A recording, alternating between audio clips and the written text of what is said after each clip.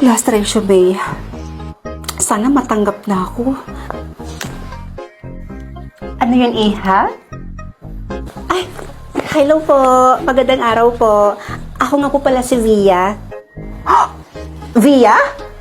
Via, ikaw ba yung girlfriend ng anak ko? Alam mo, Iha, ang tagal na kitang gustong makilala at gustong makita. Halika muna, Iha. Pumasok ka muna. Halika na. Tuloy ka. Po? Iha, halika na. Huwag ka nang mahiya. Ano ka ba? Feel at home, ha? Halika na, tuloy ka muna. Ang init-init dyan eh. Sige po. Alam mo, Iha, tuwang-tuwa talaga ako sa'yo. Kasi dahil sa'yo, muli kong nakita yung anak kong umingit eh, tsaka nag-gym. Yun kasi yung madalas niyang ginagawa kapag wala siyang trabaho. Simula kasi mawala yung daddy niya, hindi na niya ginagawa lahat ng yun. At bilang nanay, nalulungkot ako na makita siyang palaging malungkot. Buti na lang talaga at nakilala ka ng anak ko at dumating ka sa buhay niya. Ma'am, siya nga pala, Iha, may ipapatikim ako sa'yo. Teka, ayun, ito Iha, tikman mo to. Alam mo ba, paborito ito ni Kian. O ito, tikman mo, dali.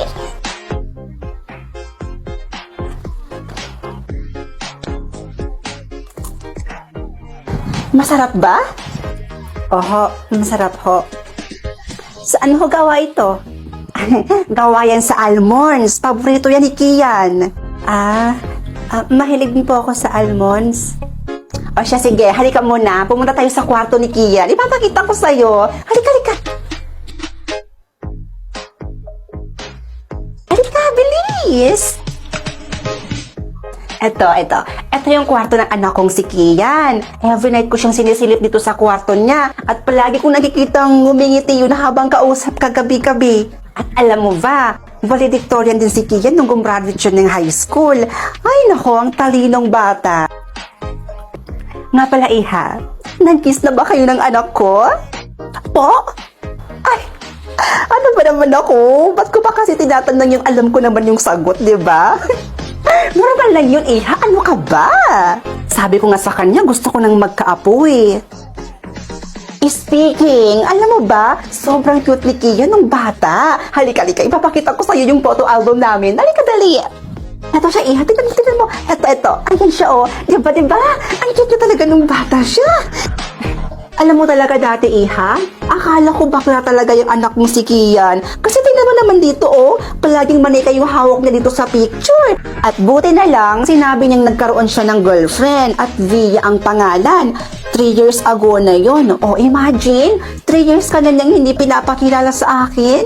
At ngayon, tingnan mo, nakakausap na kita at nakilala na kita. Ang sama ni Oy. Kiakatay ba? Ma'am, nandito lang po talaga ako para sa... Kasi gusto ko nang magkaapo.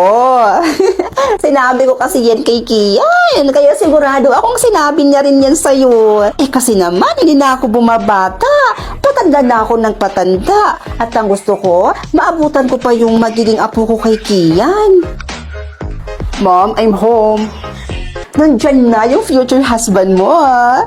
Ay nako, sigurado akong magugulat na makita kang nandito. Halika, puntahan natin siya.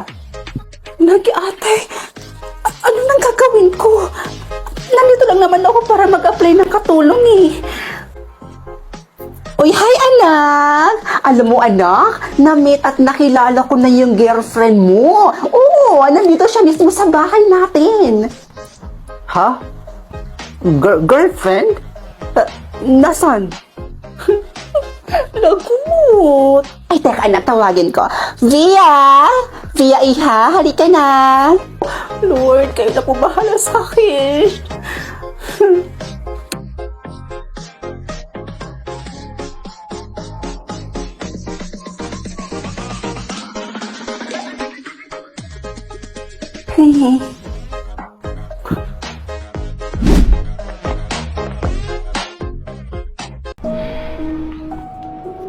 Condolence po, tita.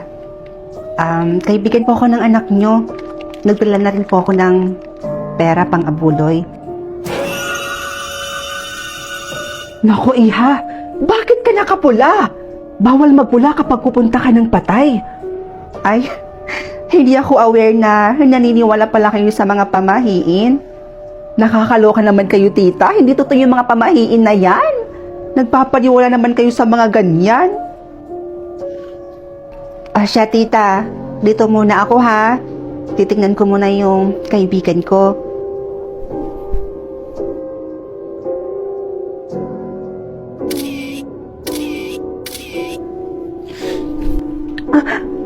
Alam mo bang bawal na bawal mag-picture sa harapan ng patay?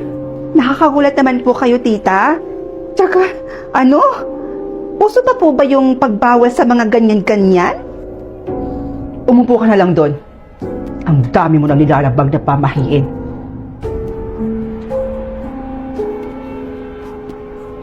Nakakaloka yung nanay mo, Bessie. Masyadong nagpapaniwala sa mga pamahiin na yan. Hindi naman yan totoo eh. Nakakaloka siya. Ay nako, mas mabuting manood na lang ako ng zombie board dito sa Loklok. Mas nakakatakot pa to kaysa dyan sa sinasabi ng nanay mong pamahiin. Wow.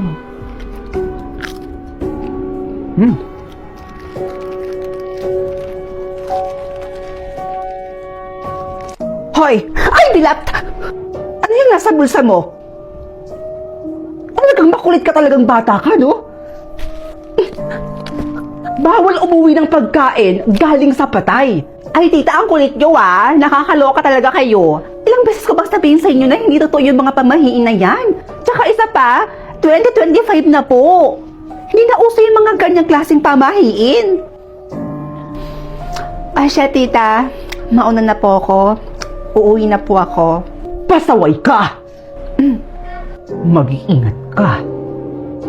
Huwag ka sana niyang sundan. Siya, tita, uwi na po ako. Bye! Katanda-tandang tao, naniniwala pa rin sa pamahiin.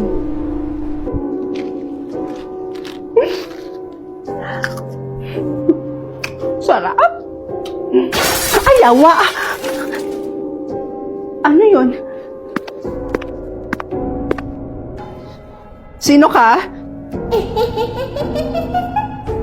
Sino ka? Hindi ako natatakot sa'yo, Magpakilala ka sa akin, sino ka? Bakit mo ako sinusundan?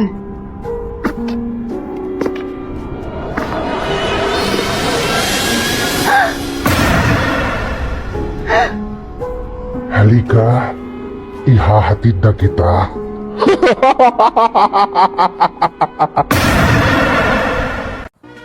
Neng!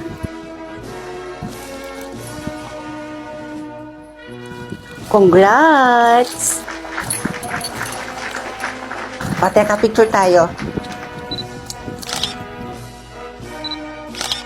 Pumunta ang ate mo sa school mo, nak? Ewan ko nga dyan kay ate, Nay. Hindi naman siya ganyan sa akin eh. Lagi kayang galit sa akin yun. Lagi akong sinusungitan. Tsaka wala naman pakialam yun sa akin sa kung ano yung gawin ko sa buhay. Tapos ngayon nagulat ako, binigyan niya pa ako ng ganito. Kilala ko yung ate mo eh. Dalawa lang yung rason niyan kung bakit nagkakaganyan yung ate mo. Una, may kailangan. Pangalawa, nakagawa yan ng kasalanan. Baka may nagawang kasalanan. Nay? O anak, tingnan nyo. Ano yan? Tricycle? Nay, second hand lang po yan ha. Pero alam kong magagamit talaga natin yan. Lalo na kapag nagbebenta po kayo ng gulay. Hindi na po kayong mahihirapang maglakad po niyan. Dahil may tricycle na po tayo. Malaking tulong nga yan, nak. O, Neneng, para sa pinakamamahal kong kapatid. Sa'yo to lahat. Kakamitin mo to. 1 taong sahod ko rin to nung 2024. Pangkolehiyo mo. Mag-aaral ako ng college, ate. Basta ipangako mo sa akin na magtatapos ka ng pag-aaral mo, ha? O, ito. Baka naman may pang-grocery pa ako dyan, nak. O, ito, Nay. Para naman ito sa inyo. O, pangpuhunan nyo ito, Nay, ha? Magsari-sari store kayo dito para marami din po kayong pagkakitaan. Naku, salamat, nak. Oh, halina kayo. Kain na tayo. Nay, naniniwala ka po ba na ito yung sahod ni ate noong 2024? Parang nakakapagtaka po kasi. Kailangan na talaga nating malaman kung ano yung sikreto ni ate at kung bakit po siya nagkakaganyan. Alam mo na yung feeling ko, may boyfriend yang si ate na Amerikano. Eh anak, bakit hindi mo kaya tingnan yung cellphone ng ate mo? Nak? Nay? Saan ka pupunta? Tsaka, gabing-gabi na bakit ganyan yung suot mo?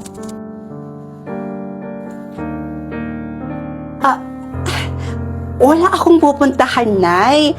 Finifeel ko lang tong dress. Gusto ko kasi ma-experience kung paano ba magsuot ng ganito.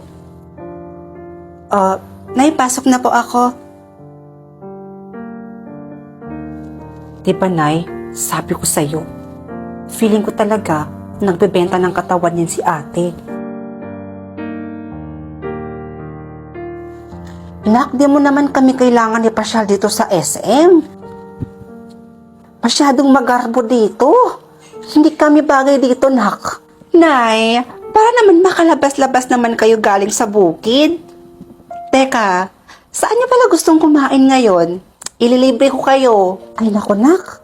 Ikaw na ang bahala. Wala naman ako masyadong alam dito eh. Dito na lang tayo sa Classic Savory, Nay. Masarap yung mga pagkain nila dito. Halika kayo. Nay, napantayan niyo po ba siya? Eto na nga, anak. 5 gabi ko nang binabantayan niyang ate mo. Eh, hindi naman siya lumalabas tuwing gabi. Eh, bakit ang laki ng pinagbako niya? Di naman siya dating ganyan sa atin, Nay. Para matigil na tayo sa kakaduda sa ate mo. Bukas na bukas, tatanungin na natin siya. Ate? Ate, ilang araw na po kasi kaming nagtataka ni nanay kung bakit po kayo nagkakaganyan sa amin.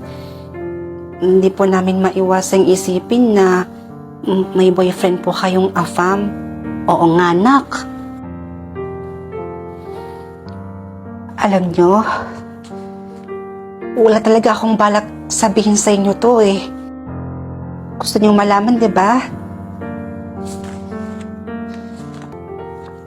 Eto,